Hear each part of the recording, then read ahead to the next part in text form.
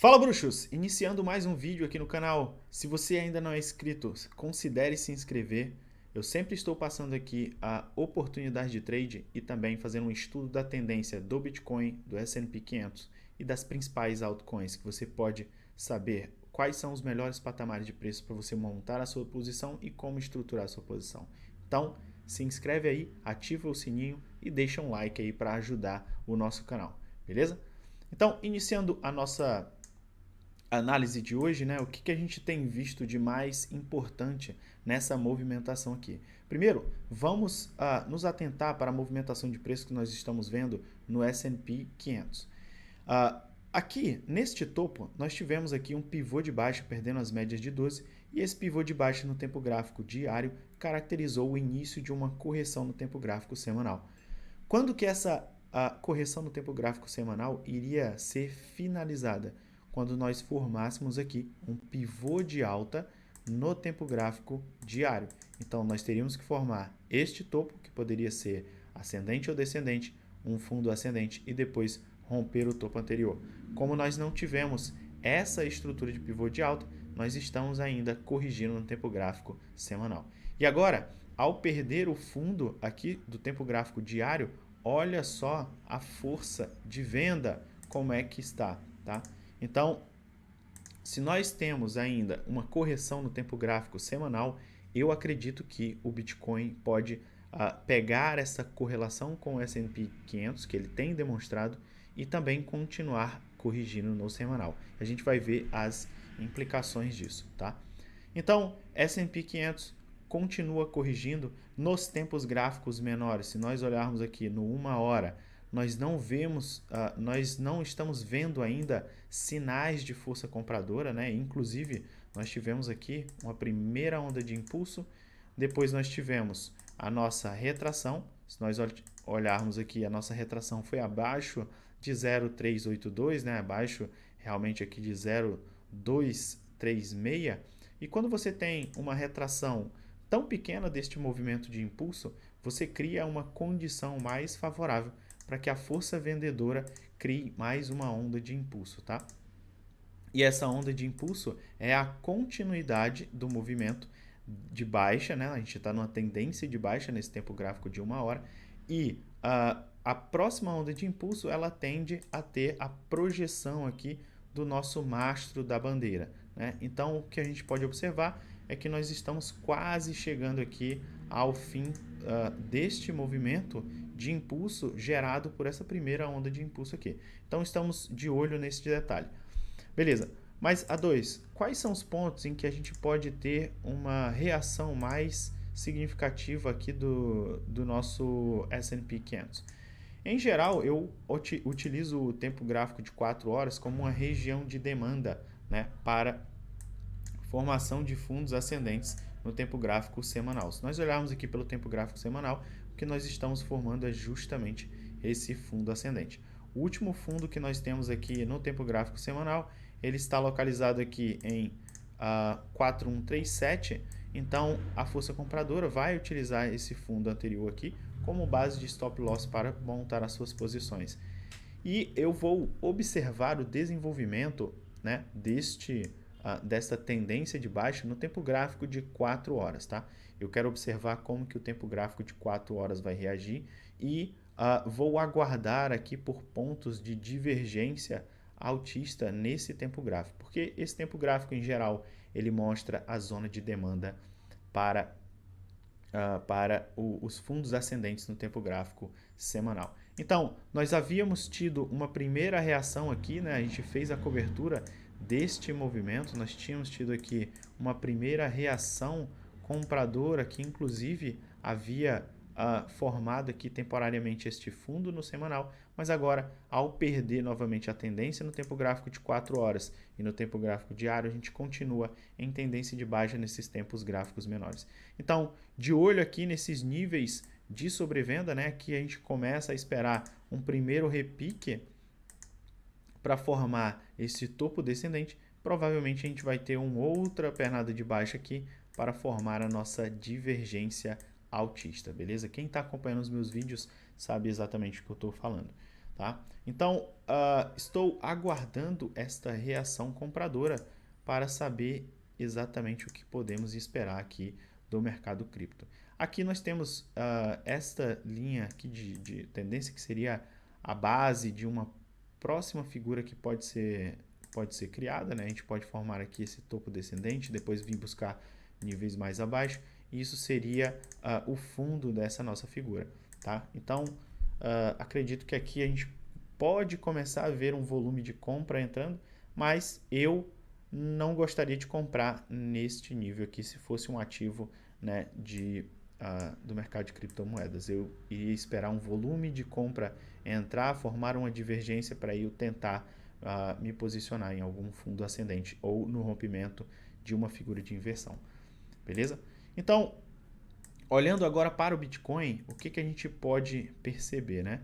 O Bitcoin no tempo gráfico diário ainda não perdeu o fundo do movimento, né? O último fundo aqui do diário ele está em 38.617, né? E caso o Bitcoin perca este fundo do movimento, a gente também vai perder as nossas linhas de tendência aqui que dão suporte a essa movimentação. Em geral, quando você forma uma linha de tendência, você tende a unir os corpos dos candles, tá? Mas essa visão aqui, unindo os pavis, ela também pode ser validada, uma vez que esses pavis eles denotam fundos de movimento, olha só, de corpo de movimento no tempo gráfico de 4 horas, tá? Então aqui nós poderíamos sim traçar uma outra linha de tendência aqui embaixo. Então, como eu até gosto de comentar com os meus mentorados, né? Quando você tem pavis muito longos abaixo do corpo, isso gera uma região que eu chamo de região de incerteza. Então, essa região aqui, entre essa linha de tendência que une os pavis e a linha de tendência que une aqui o fundo do corpo desses candles, ela forma essa região de incerteza, que é uma região em que você pode ter alguns traps, né? Algumas armadilhas. Então você pode ter falsos rompimentos ou você pode ter um rompimento mais preponderante aqui. Então, quando você chega nessa área, você simplesmente não opera e você espera a força compradora ou força vendedora se decidir, tá? Então, olhando para os tempos gráficos menores, o que a gente tinha percebido aqui era a formação de uma bandeira de baixa aqui também no tempo gráfico de 4 horas, acompanhando, obviamente, o mercado internacional, né? A gente já sabe que o mercado cripto ele tem essa correlação com o mercado internacional, então o mercado tradicional formando ali uma bandeira de baixa no tempo gráfico de 4 horas também induz esse comportamento no Bitcoin, beleza? Então, o que eu estou de olho agora para o Bitcoin? Analogamente ao que eu já falei lá para o S&P, eu estou observando o tempo gráfico de 4 horas também. Eu quero ver o comportamento do Bitcoin diante desta figura que está se formando, que é uma figura de um padrão de inversão de tendência, que seria essa cunha maior aqui, ó, onde você tem um primeiro toque aqui nesse fundo, mais 2 toques nesse fundo, outro toque neste fundo. Então aqui nós poderemos ter uma reação compradora. É o que vai acontecer? Não sabemos. O trader não precisa adivinhar o que vai acontecer com o preço, ele precisa ter uma estratégia clara diante de um determinado gatilho. Qual seria o meu gatilho aqui? Eu estou esperando para ver se o preço ele vai continuar com essa divergência altista aqui. Nós podemos notar aqui que nós temos um primeiro fundo aqui de divergência, um segundo fundo de divergência e agora estamos nos encaminhando para formarmos um terceiro fundo de divergência, tá? Então, eu estou de olho nesta figura e no comportamento da força compradora diante desta possibilidade de uma cunha descendente. Então, no momento, eu estou fazendo quase nada ou montando algumas posições de muito curto prazo, né, baseado em setups de scalp e setups de day trade em algumas moedas que estão apresentando um comportamento mais resiliente do que o Bitcoin, tá? Uma dessas moedas é essa moeda aqui, APE, que é uma moeda que está se beneficiando aí desse hype que nós estamos vendo, né, no mercado de NFTs. Então, qual foi o racional aqui que eu adotei para montar uma posição em APE, e aí mandei essa oportunidade também lá no grupo dos bruxos, o grupo dos meus mentorados, tá? O primeiro fato é que, se nós olharmos no tempo gráfico diário, nós rompemos esse topo anterior e agora nós estamos formando um fundo ascendente no tempo gráfico diário. Então, a média de 12 períodos, juntamente com esse topo anterior, elas tendem a funcionar como regiões de confluência. Então, são regiões muito importantes que tendem a funcionar como referências para a força compradora. Se nós observarmos aqui, foi exatamente aqui nesse nível em que a força compradora começou a atuar. Então, aqui nós temos um primeiro ponto de sobrevenda, temos um ponto de divergência altista e tivemos aqui o rompimento da nossa figura de inversão de tendência. Então, a tendência aqui é nós continuarmos uma tendência de alta nesse tempo gráfico de 1 hora e de 4 horas e formarmos aqui, quem sabe, né, vamos ver aqui pelo grau de retração do tempo gráfico diário, pegando aqui Fibonacci Retracement. Então, se nós retraímos aqui até o nível de 0,5 de Fibo, que é um importante nível que funciona como ponto de pullback, né? Se nós retraímos até 0,5 de Fibo, a maior probabilidade é nós formarmos um topo descendente contra esse topo anterior aqui. Então, provavelmente a gente vai formar um padrão de equilíbrio aqui para depois rompermos este padrão de equilíbrios e termos continuidade de alta. Então, para a APE é isso que eu estou esperando, talvez esse seja o padrão mais relevante. Enquanto isso, a intenção em entrar nesse sobrevenda, a intenção em entrar neste setup é justamente você surfar essa próxima onda de impulso, né? Como eu tenho falado para vocês, uma tendência de alta ela é formada por topos e fundos ascendentes e este movimento você chama de onda de impulso e esse movimento de onda de retração. Então aqui nós tivemos uma onda de impulso, onda de retração, onda de impulso.